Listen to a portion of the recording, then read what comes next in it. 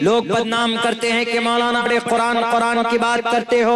आपके कुरान ने मॉडर्न एतबार से दुनिया को क्या दिया, साइंस की दुनिया में क्या दिया कुरान ने? बताओ, दुनिया ने आज के जमाने में, ये हाई फाई हाई टेक जमाने में आपके कुरान ने क्या दिया? हमने कहा कि बताओ क्या नहीं दिया। जदीद साइंस की बुनियाद रखी गई कुरान करीम के आधार पर। दुनिया का सबसे बड़ा जदीद साइंस का अब्बा दादा कौन? अल्बर्ट आइंस्टाइन ने जदीद साइंस की बुनियाद रखी कुरान करीम की आयत पढ़कर। अल्बर्ट ने कहा कि लोगों, आसमान में सूरज घूमता नहीं है, जमीन पर भी नहीं, जमीन अपनी मदार पर गर्दिश नहीं करती, बल्कि दोनों अपने अपने मदार पर गर्दिश करते। दुनिया आज तक ये जानती थी कि सिर्फ सूरज घूमता है, जमीन अपनी जगह पर है। लेकिन कुछ लोगों ने, अफलातून ने कहा कि नहीं, जमीन भी घूमती है, सूरज रुका हुआ।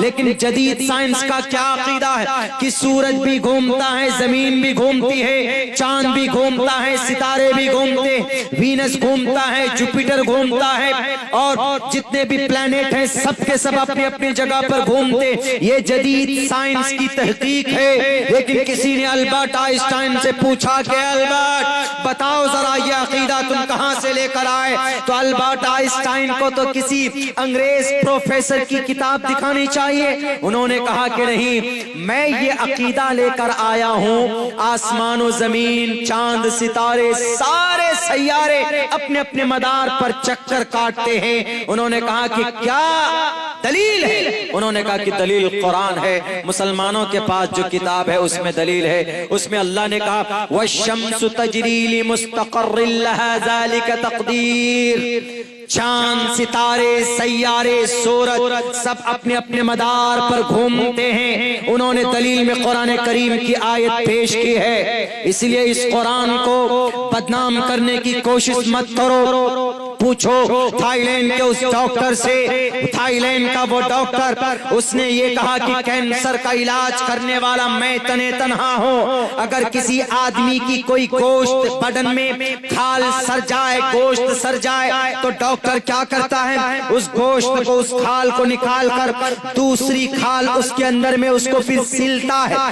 ताकि आदमी उसमें दवाई दी जाए, तो खाल काम, दवाई उसमें काम करे और इंसान का वो जो जख्म है वो भर जाए। ये डॉक्टर थाईलैंड का प्रसाद कोई नाम करके डॉक्टर, उसका नाम मैं भूल चुका हूँ। ये थाईलैंड का वो डॉक्टर, किसी मौलाना ने कहा कि ये जो इलाज का तरीका आपका अभी का है, ये अल्लाह ने कुरान करीम के अंदर 1450 साल पहले बयान किया है। डॉक्टर साहब आपको पता? उन्होंने कहा कैसे?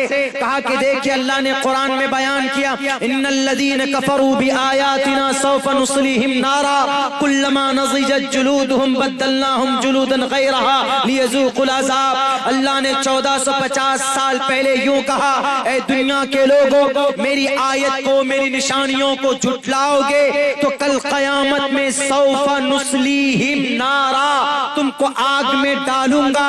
उस आग में जब तुम जलोगे तुम्हारी खाल जल जाएगी, तो उस खाल को फिर मैं तुमको आग से निकाल कर वो खाल बदल कर दूसरी खाल चढ़ाऊंगा ताकि तुमको आग से तकलीफ पहुंचे, तुमको दर्द हो, तुमको महसूस हो। उन्होंने कहा कि बताइए, सेम वैसा ही पैटर्न है जैसा आपका ऑपरेशन का तरीका?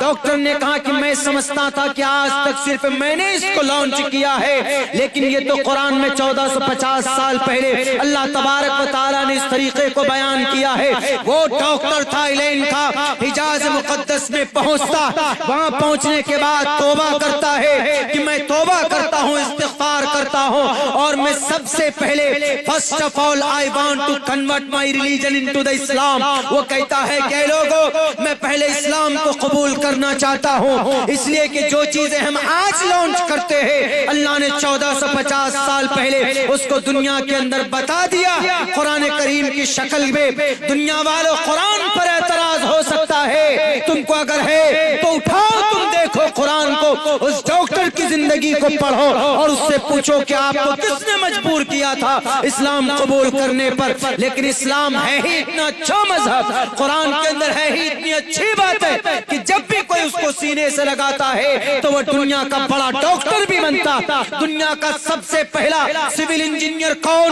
दुनिया का सबसे पहला जनाब आयुर्वेदिक दवाई की खोज करने वाला कौन, अबू मंसूर बगदादी कुरान पढ़ना जानता था।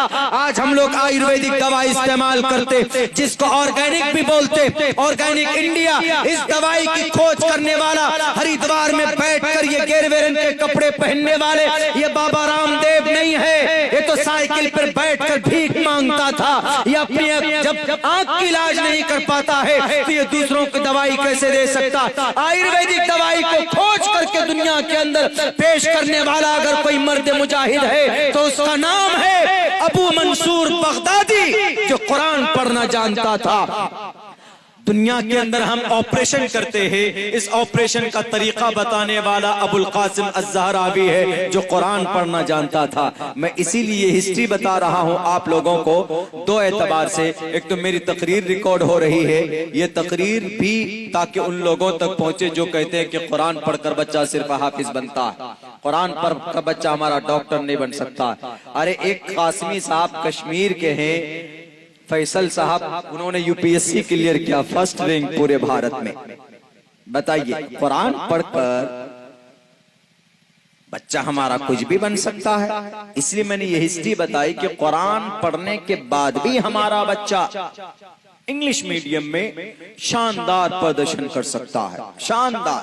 हमारे स्कूल में कई सारे टीचर है, हमारे स्कूल के अंदर में इंग्लिश का कोई भी मामला मैटर अटकता है तो हमसे मदद हासिल करते हैं। हालांकि मैं तो मौलाना साहब, अभी एक मर्तबा सफर था हमारा और लखनऊ में, वही कई जगह हम बोले भी उसको कि राजधानी ट्रेन में बैठना था, आना था इधर ही, तो वो टीटी देखा कि मौलाना साहब राजधानी में कैसे बैठ सकते, तो उन्होंने कहा कि मौलाना रुक जाओ, भीड़ हो रही है, स्टूडेंट बैठ रहे हैं, इनको निकालने दीजिए। आप कहाँ जा रहे हैं? हमने कहा कि बैठना है, सीट है हमारी इसमें। तो उन्होंने कहा कि नहीं बैठ सकते। हमने कहा क्यों? राजधानी ट्रेन है ना, राजधानी ट्रेन में बैठने के लिए क्या ये फरिश्तों के लिए बना है? तो ट्रेन ना, इंसान ही बैठ सकता है ना इसमें, जाने दीजिए। उन्होंने सोचा कि दाढ़ी वाला टोपी वाला क्या बेचारा जानता होगा कहाँ राजधानी में बैठेगा।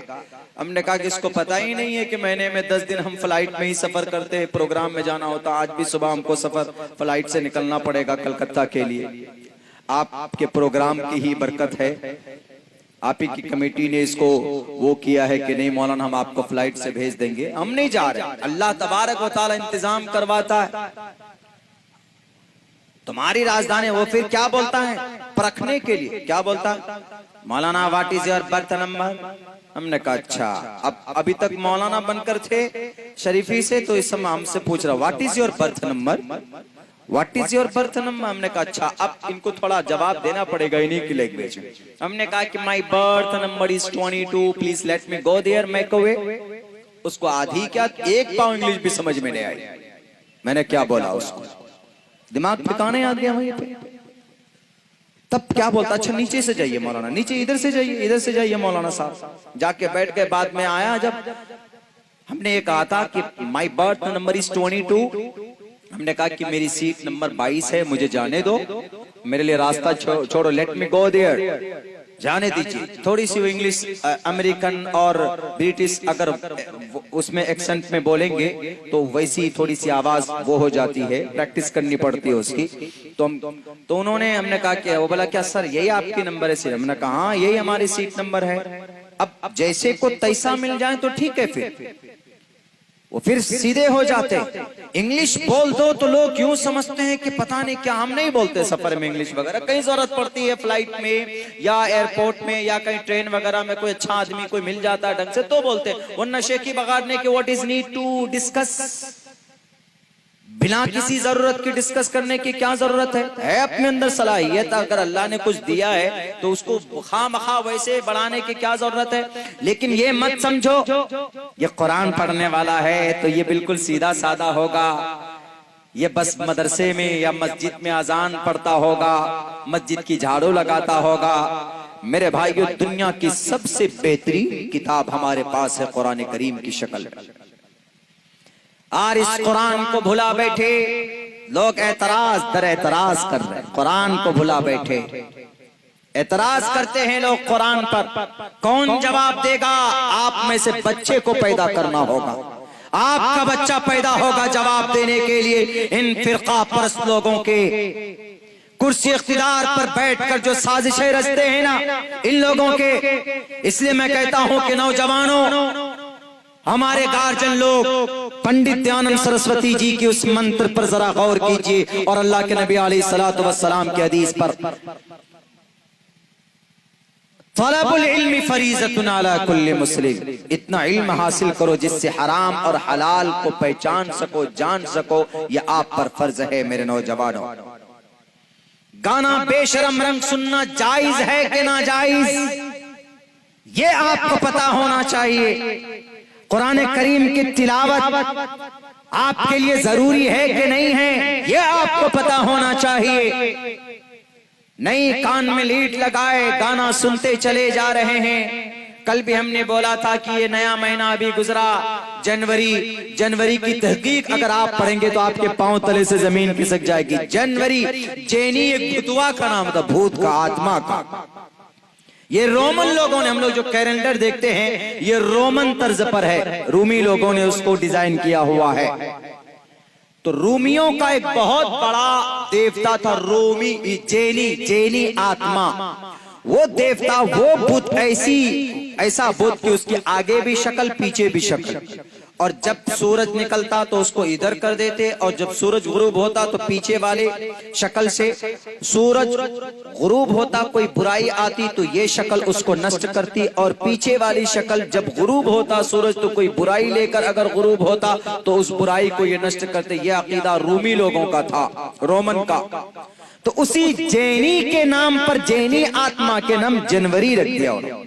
और हम लोग बड़ी खुशी से कहते जनवरी, हैप्पी न्यू ईयर। जनवरी आते lot of people and they don't know, बहुत सारे लोग हमारे ऐसे हैं कि नहीं जानते कि इस्लाम का नया साल क्या है।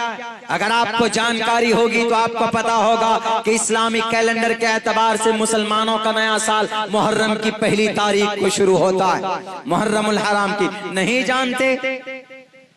जानिए, अगर आपको अपने मजहब से, अपनी दीन से, अपनी शरीयत से मोहब्बत है तो आप जानिए, और अपने दीन से, शरीयत से मोहब्बत करना कोई गुनाह नहीं है। भारत की धरती पर रहकर अपने मजहब पर अमल करना कोई पाप नहीं है। अगर कोई लाल बुझक कर रोकता है, कहता है तो साफ लफ्जों में जवाब दो। आर्टिकल 25 पढ़ो, freedom of conscience and free profession and practice propagation of the religion. हम अकीदा कुछ भी रखें, we are freedom, we are freedom, हम आजाद हैं। we have and we are able to acting। हम किसी भी अमल के अकीदे के मुताबिक अपनी इबादत कर सकते। Freedom of conscience. अगर आपकी टोपी पर कोई उंगली उठाए, आपके मुसलमान होने पर कोई उंगली उठाए, तो आर्टिकल 13 पढ़कर 14 पढ़कर बताया जा सकता। Freedom, equality before law, the equal protection of the laws within the territory of India.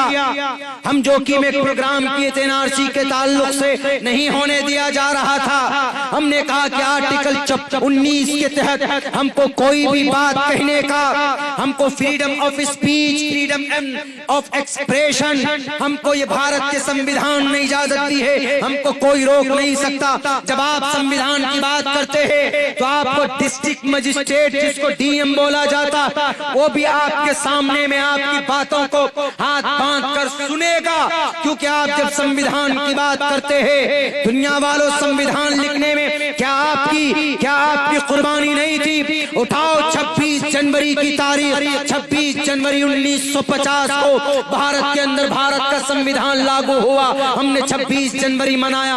क्यों मनाया? क्योंकि भारत के अंदर भारत का संविधान लागू किया गया था। देश 15 अगस्त को आजाद हुआ था। 1947 में, लेकिन 3 साल के बाद में 26 जनवरी 1950 को भारत का कानून लागू किया गया और इस कानून को लिखने में 290 लोगों के नाम थे। उनका प्रेसिडेंट, उनका हेड डॉक्टर भीमराव अंबेडकर साहब थे, लेकिन उन 290 लोगों में 35 मुस्लिम उलमा थे। उनमें से एक नाम मौलाना अबुल कलाम आजाद का था, जो भारत का संविधान लिखने में जिनका नाम था। दूसरा नाम मौलाना हसरत मोहानी का था, मौलाना थे। तीसरा नाम मुफ्ती मौलाना हिफ्जुर रहमान सियोहारवी थे, और भी कई उलमा थे। इस देश के संविधान को लिखा गया है तो हमारी कुर्बानी से लिखा गया है। मेरे भाइयों, डरने की जरूरत नहीं है, घबराने की जरूरत नहीं है। भारत का संविधान आपकी हिफाजत के लिए, इस मुल्क में आपकी हिफाजत करेगा, पूरी दुनिया में अल्लाह का कुरान आपकी हिफाजत करेगा। इसीलिए अल्लाह के करीब हो जाओ, अल्लाह के कुरान को पढ़ने की कोशिश करो। हम कुरान से अलग हो गए तो पाबंदी लगा दी जाती है अजान पर, हम कुरान से अलग हो गए तो पाबंदी लगा दी जाती है हमारे पर्दे पर। क्यों? आप कुरान से अलग हुए हैं। अल्लाह ने कहा कि ये वो कुरान है, इसको हम उतार रहे हैं और इसकी हिफाजत हम ही करेंगे। लेकिन मुसलमानों की हिफाजत की बात तो नहीं कही अल्लाह ने कि हम मुसलमानों को पैदा कर रहे हैं, मुसलमानों की हिफाजत की जिम्मेदारी हमारी है। लेकिन मेरे भाइयों, अल्लाह ने कुरान की हिफाजत की जिम्मेदारी ली। मुसलमानों को पता ये चला कि मुसलमान कुरान से जुड़ेगा, कुरान की हिफाजत अल्लाह करता है, तो कुरान की हिफाजत के सदक़े में, कुरान से जुड़ने की वजह से अल्लाह तबारक व तआला उस मुसलमान की भी हिफाजत कर देगा जो कुरान से जुड़ा हुआ होगा। इसीलिए first of all, and you have to educate your child, अपने बच्चों को कुरान की तालीम दीजिए, इंग्लिश मीडियम पढ़ाइए। मैं मना नहीं करूंगा, मैं वो मौलाना नहीं हूँ जो आपको यूं कहे कि इंग्लिश मीडियम पढ़ाते हैं बच्चों को। हमारे उलमा वो मना करते हैं जो अपने अकीदे कलिमे के बजाय डायरेक्ट बच्चों को ABCD सब में लगा देते हैं। उनके साथ साथ में कलिमा पढ़ाएं, आप अकीदा बताएं बच्चों को, फर्जियत सलात के बारे में बताएं आप अपने बच्चों को, वालिदैन का क्या मकाम मर्तबा है उसके बारे में बताएं आप अपने बच्चों को। क्या चीज बुरी है, कौन सा कल्चर बुरा है, क्या चीज गलत है। फिल्में हमारे बच्चे देखने लग जाते हैं आजकल। पठान फिल्म आया तो सारे बच्चों के मोबाइल में पठान फिल्म एकदम डाउनलोड करते चले जा रहे, बच्चे फिल्में देख रहे हैं, गाने सुनने लगे चले जा रहे हैं। ये सारी चीजें अपने बच्चों को हम लोग केयर करें, बच्चों को जरा अवॉइड करें, बच्चों को जरा ध्यान दे, करीब होकर बच्चों के ऊपर मेहनत करें। ये आने वाली तकदीर है इस कौम की। अगर ये बच्चे सही ट्रैक पर आ गए, मेरे भाइयों, इस कौम को तरक्की दी थी अल्लाह के नबी के जमाने में, नौजवानों ने, बच्चों ने दी थी। हजरत अली 13 साल की उम्र में ईमान लाए थे, हजरत उस्मान 20 साल की उम्र में ईमान लाए थे, हजरत अबू बकर सिद्दीक 26 साल 35 साल में उम्र लाए थे, उमर फारूक 25 से 26 साल की उम्र में ईमान लाए। और मुआज़ एंड मुअव्विज़ अबू जहल का खात्मा करता है। एक की उम्र 13 साल थी, एक की उम्र 14 साल थी। हमारा बच्चा तो 13-14 साल में जनाब वो मोबाइलों में घुसा हुआ होता, वो कार्टून देखने में घुसा हुआ होता। आपको पता है ये कार्टून कौन बनाता? यहूदी। ये कार्टून यहूदी बनाते, उनके बच्चे बनाते, कार्टूनिस्ट पैसे कमाते हैं वो, और आपके बच्चों की जिंदगी बर्बाद करते हैं। इसीलिए ये जलसा जब भी कामयाब होगा कि सुबह से आप लोग ये अहद करें कि हम लोग कुछ भी करें अपने बच्चों को जरूर तालीम देंगे। अगर आप तालीम देंगे तो इंशाअल्लाह तबारक व तआला वो बच्चा कभी भी भूखा कहीं पर नहीं मरेगा। उनकी एक अलग पहचान होगी, उनकी एक अलग शाख होगी। मेरे भाइयों, 2 बज चुके हैं, आप लोग भी ऊब गए हैं बहुत ज्यादा।